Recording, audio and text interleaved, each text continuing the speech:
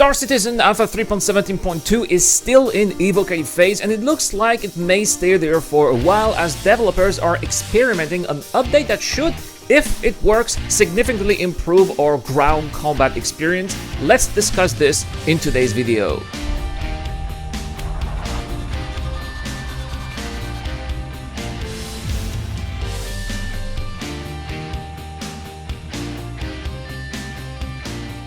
Hey guys, welcome to the channel. It's the Eradicator, and unfortunately it looks like Star Citizen Alpha 3.17.2 is still in evocative phase and not in wave 1 yet, but I think that it looks like it's for the better because the payoff could greatly benefit us all. Let's dive deep into the patch notes that have surfaced all over the internet. Alright guys, let's jump straight into the patch notes. The test and focus are, as always, the Siege of Orison, the Derelict Reclaimers, Derelict Colonization Outpost, but it looks like, and this is very interesting here, it says that this build has quite a few bits of extra logging for crashes and player network sync to track down any other issues with the on-foot client networking update. If possible, please submit any of the crash handlers you get. That is, of course, for the evocatives, but they also say here that this build has underlying physics changes to help with hit registration during ship combat. This is highly experimental, and we're looking for all the feedback we can get with this change. So it looks like the devs are working on, again, ship-to-ship combat, making ship-to-ship combat more effective, making ship-to-ship combat more satisfying, you know, because you don't want to be thinking that you're hitting a ship. You don't want to be looking like you're hitting a ship, but at the same time, the game not registering your hits. It's extremely frustrating. Sometimes you don't understand why you haven't killed an NPC while you should have killed the NPCs, and overall, they want to be making your combat experience more realistic, makes more sense, and also more satisfactory. I'm loving this.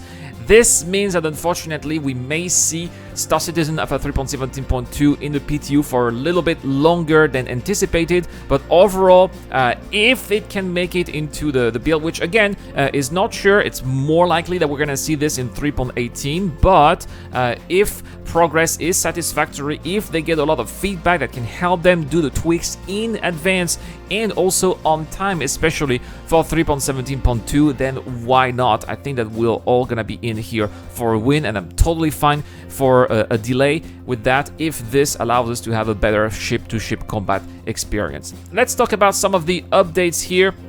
You're gonna love this one, guys, because let's talk about ships and vehicles first, and it looks like some changes have been made with the Mustang, guys. They made some changes to the cargo grid to add a new 4 SCU cargo box with animated doors. They've updated the cargo boxes used by the Mustangs so that they can open and hold loose cargo. This also greatly increased the cargo bay health.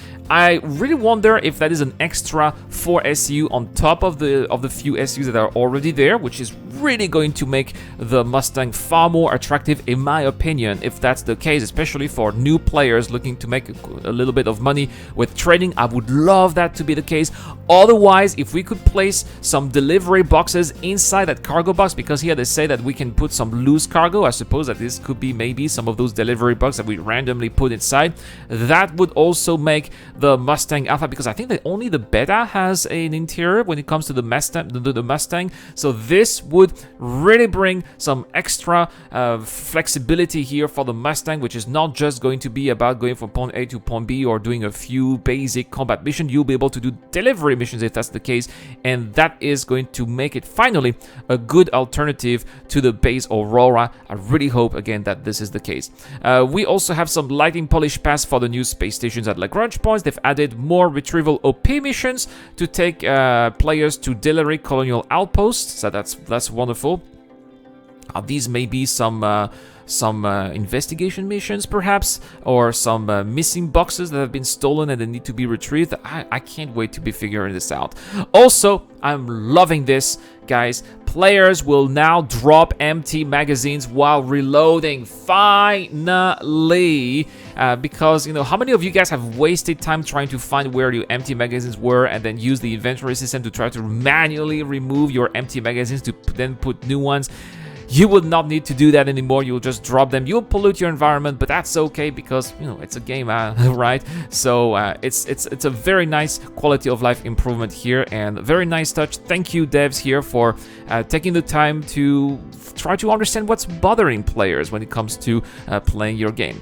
Bug fixes, a lot of bug fixes here. We're not going to go through all of the bug fixes, but they fixed 3 client crashes, 2 server crashes, 2 server deadlocks.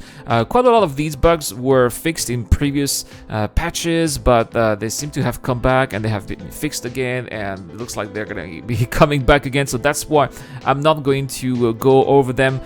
Probably would be interesting to have a closer look at those fixed bugs here when we're finally going to have 3.17.2 in the PTU in Wave 1. So yeah, there we have it, guys. Lots of very interesting updates here, especially quality of life updates. So yeah, definitely looking forward to seeing what more the devs are going to be finding, what they're going to be able to do when it comes to improving our quality of life over the next couple of days as it remains in EvoCaddy PTU.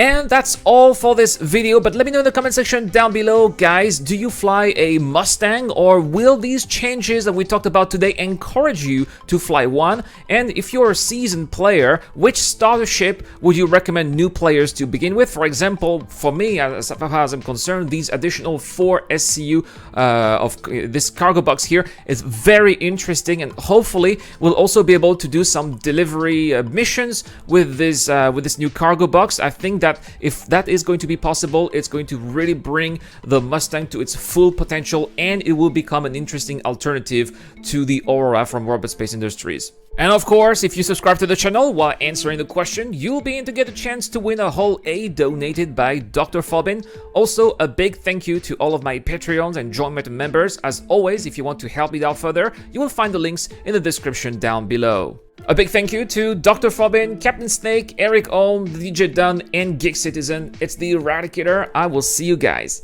later.